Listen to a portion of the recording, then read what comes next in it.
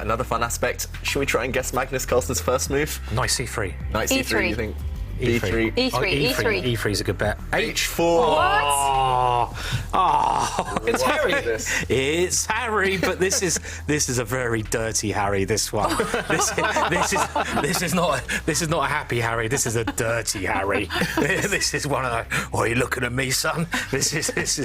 Oh my God. The accelerated Harry attack. Yeah. Yeah. My word. This is actually the first time we've ever caught a move like this. Yeah. Normally we see it happen on other boards, or we see one C3, one D3, the boring stuff. No, H4 now, and what is that white pawn doing out on H4? It makes no sense. It doesn't fight for the centre. It doesn't improve the development of the white pieces. Loving it, Simon?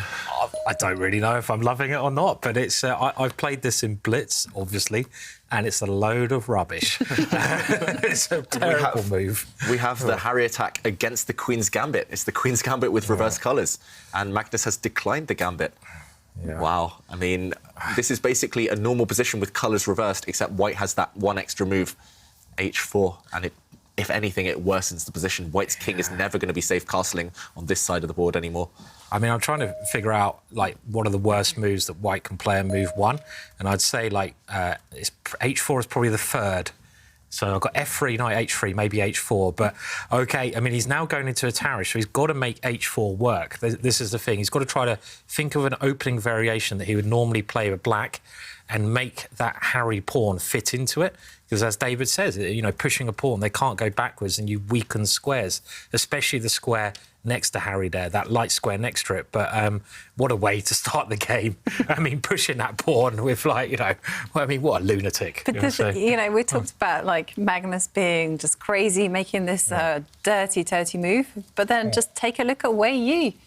He looks like it's just another day at the office. Exactly. You know? I'm not bothered. I'm not surprised by this. At this point, it's no longer a surprise that Magnus kind of digs deep into his bag of tricks and just plucks out the weirdest move. His opponents are beginning to expect this. I think the bigger shock would be Magnus playing a normal opening at this point. Yeah. And I think the most kind of surprising thing out of all of these surprises is that Magnus, he actually studies these types of moves. When he played 1F3 against Duda last month, he had analysed some opening theory. He'd worked out what he wanted to do against black's most obvious moves, and he's clearly done the same again. He's gained 20 seconds from when he started this game, and He's taking chess in new directions. Definitely worked out this.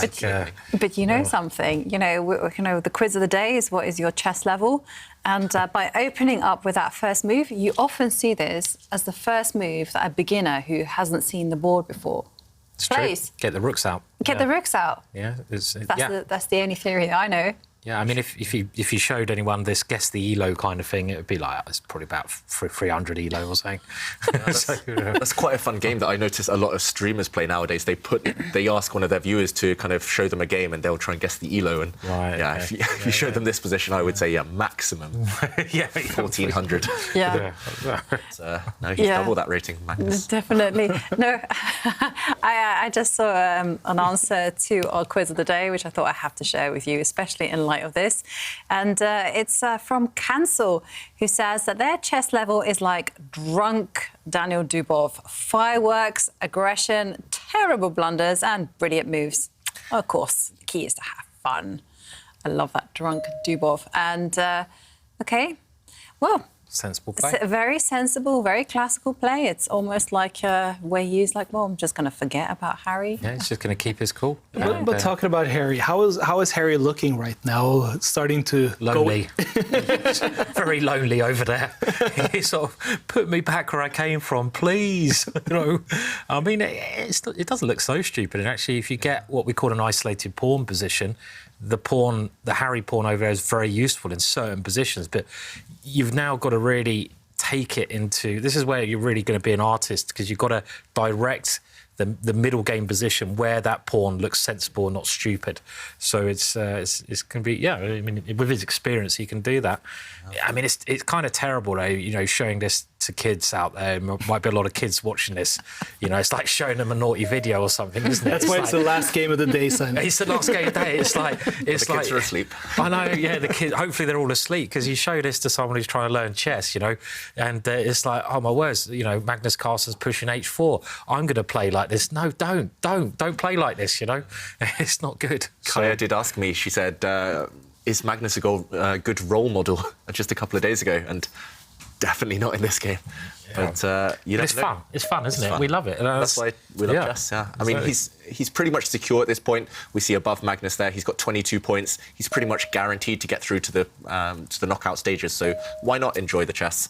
And okay, imagine how incredible it would be if White's H pawn ends up winning the day with some attack or by promoting. Harry can become Harriet, become a queen, and win the game. Who knows? Somehow I don't know. But then Wei Yi, we would be like, I'm the person that lost to one.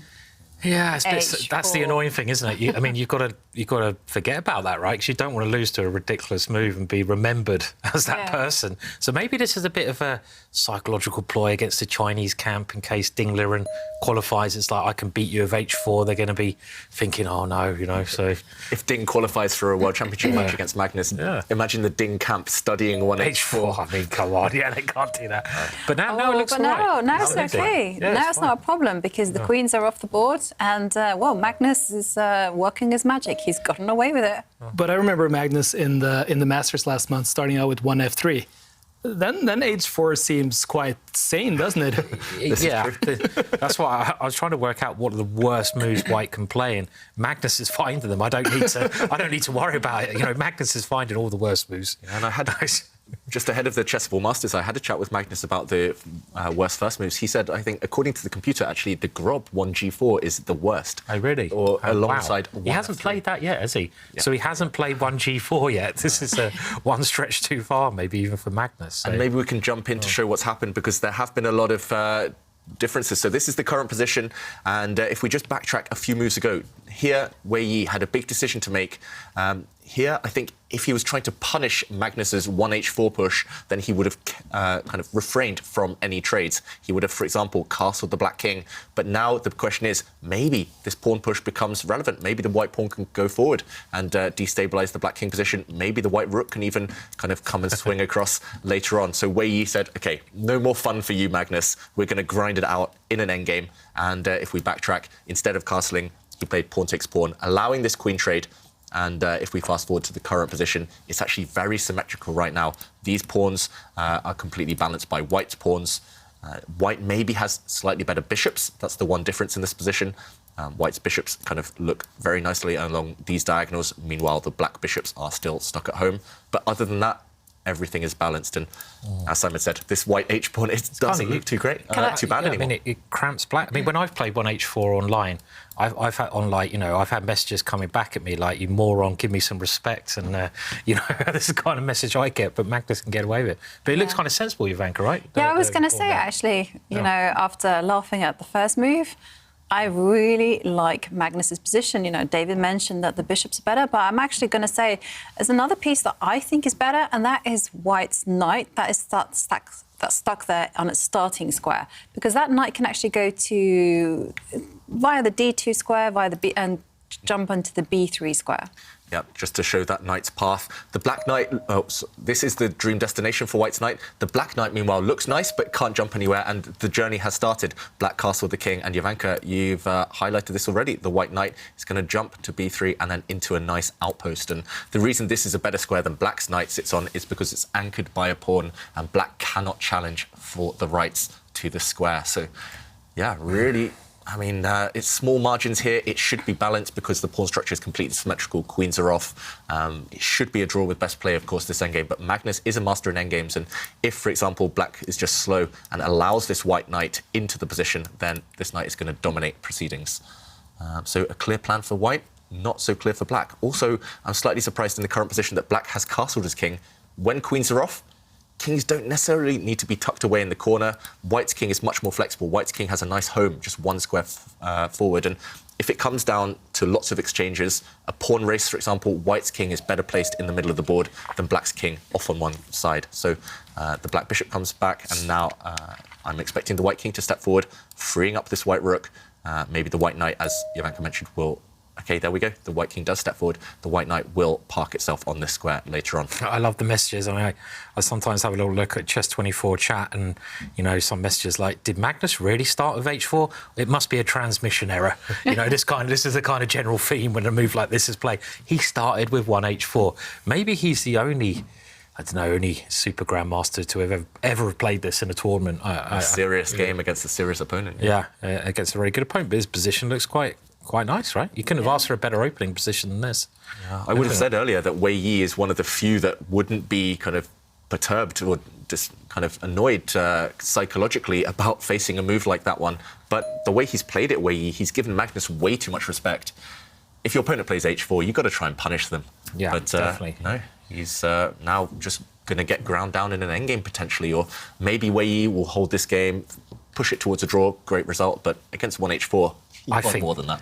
I think 1e5 must be a better move against 1h4. I'm just thinking about openings, you know, 1e5, because 1e5 is much more, 1e4 is much more testing. So 1e5 must be a much more testing move, just in case you want to get your theory on the dirty Harry attack ready or whatever. So it is actually a course by another great author, Christoph Selecki. He's done a course called I think it's called the Dirty Harry. It's not on this move because that would just be a bit too outrageous, but it's on a line in the Sicilian, which so it's already been coined, that phrase.